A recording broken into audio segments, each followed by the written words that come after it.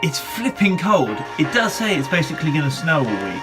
There is a script project which has to be finished early this week, so I'm going to do that today, because whilst the kids have never been off school because of snow before, it is possible it could happen, in which case everything will go out the window. Planning ahead for the fact that this week might get disrupted.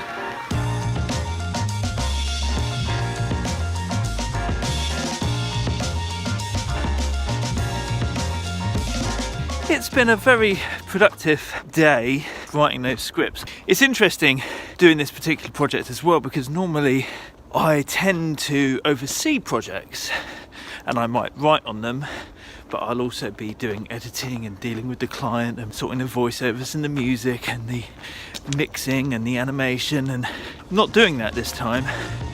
They're hiring me just for one particular skill, and in this case, script writing.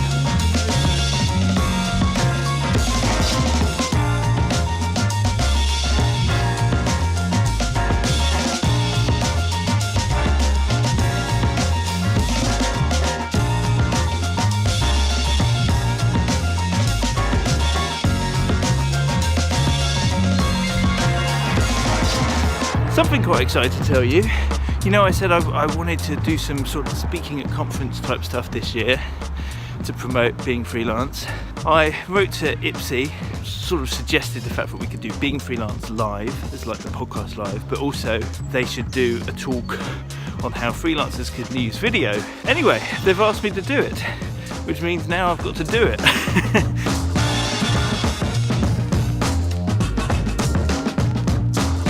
I've been mulling over for ages now, you know, hiring somebody to help me with editing when I need it, and for writing the show notes and what have you. Maybe it's time I stop being an idiot. Gave them a call.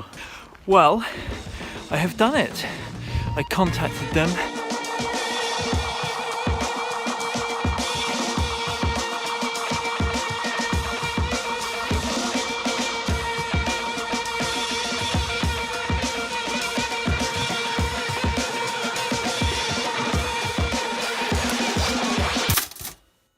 The snow kept on falling. The school have decided that you can pick your kids up early. Thanks! We've got work to do! But anyway, my wife fancied a walk in the snow anyway, so she's gone to pick them up. While there's no one else in the house, I'm going to record a couple of voiceovers. You'll be applying these skills from your first day with us, so make sure you book a place.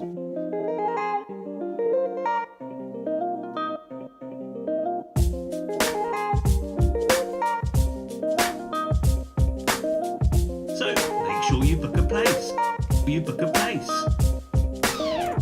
Right, Daddy, we need to put this on. I love it. I turned down a job today. Somebody wanting a script done for their new video, but they needed it done this week, and I was like, and old me would have just said yes and piled it on and done extra work and stayed up later, but yeah.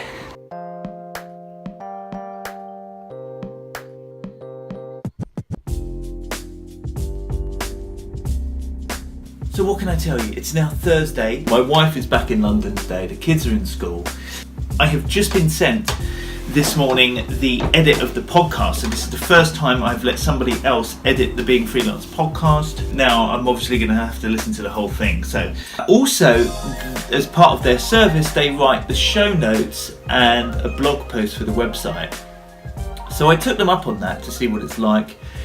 Again, it just fills my heart with heaviness though, because you open it up and then like the first thing you see isn't quite right, and then the article doesn't feel right, and it's not because they have done a bad job. But here's the thing, is that when you write copy, you need to write in the tone of the website. You need to totally get it. So when you start this sort of process, I totally understand that there is bound to be an element of needing to point out what you don't like, or maybe rewriting it. and then the writer at their end can learn from it. It's not fair just to go, oh, I don't like it, it's rubbish or whatever. Like, you have to take the time. And it's I know this, but still it's frustrating, and still it makes you go, ugh, that you're spending time rewriting or making suggestions to something that you would have written in the first place in about half an hour. Like, you seem to end up spending longer telling people what it is that you want when you could have done it quickly in the first place. But of course you have to go through that process in order that in the weeks or months or years to come, somebody else can take that task off your plate and do it. So I know that, but it's still tough doing it. Well, I've been listening to the edit of the podcast as I walk into town, and I've got to say I'm really pleased with it. There's some issues. Anyway, I'm going to head into the workspace here in town that I visited last week. Check out that video, write up those notes, and also do a bit of script work before going to get the kids.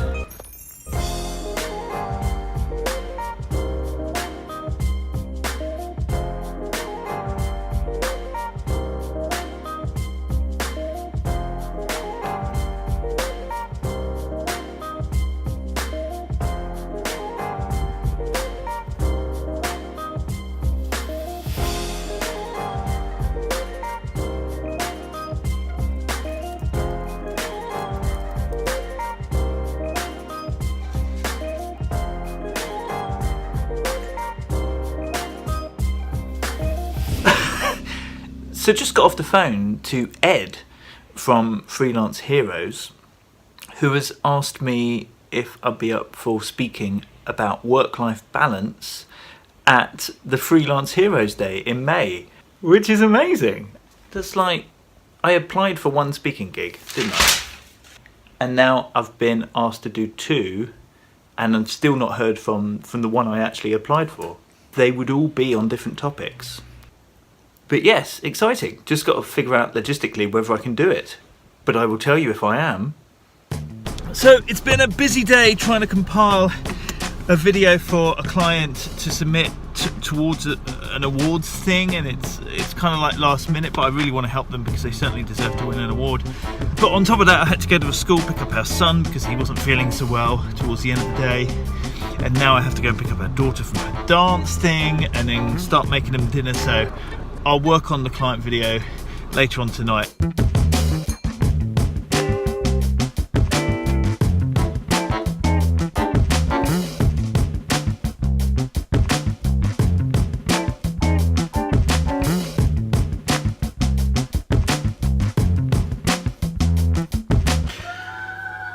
So it's Saturday. I didn't have to edit the podcast last night, but I've received the amended mix and it still needs mixing again. Also, the copy that they've written I'm still not happy with, but I don't care about that so much. I can write that myself.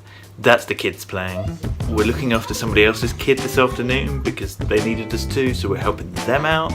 But while they're playing, I'm going to do that client project to get that ready for their awards entry. So yes. Oh, it's so tricky, this whole outsourcing the editing of the podcast thing, because I'm a bit of a perfectionist. But frankly, I think if I'm paying you money to do it for me, then you need to have the same standards that I have. And I have to be a little bit fussy, frankly, on this first edit, because I know that however I put across my desires for it to sound now is what will lay the groundwork for it going forward. If it's going to work, I have to speak up now, even though it feels a bit awkward. And it's funny, actually, the episode in question is awesome. It's Jess Orstroff being a VA. She's now built that into a business where she hires other virtual assistants to work with her, and she's really honest about the struggle with giving feedback, actually, like I am, and managing other people. Which just goes to show, really, that I think, just like just a story, if you want to grow, you've got to try these things. Like, I haven't even really mentioned the fact that this week I used a virtual assistant to help me with 2 bits of a project. And like last year when I first hired them, that was a really big thing for me. And now it just felt really natural to hire them, and they did it first time and it was perfect and it was brilliant, We can't just give up when it gets a bit tricky.